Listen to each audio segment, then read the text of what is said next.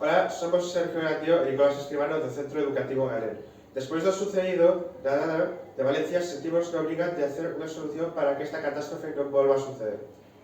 Todos sabemos o que sucedeu aquel día, cando os barrancos do Pollo da Saleta de Picassent desbordáronse polas lluvias torrenciales, arrasando diversas localidades cercanas, debido ás características do terreo e de solo como permeabilidade, a vegetación ou a pendente.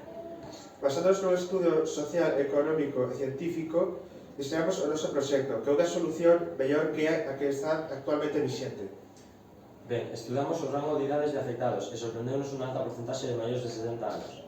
Tamén estimamos que moitas persoas non puderon escapar a tempo debido a que non advertiron a chamada de aviso, ben sexa por motivos por cuestións técnicas ou por a baixa competencia digital. A solución que proponemos utiliza un sistema que enseñamos na clase de cultura científica, que conta cun tensiómetro, que detecta a presenza de auga e envía unha sinal a un altofalante, que alerta a poboación independentemente do seu manexo tecnolóxico.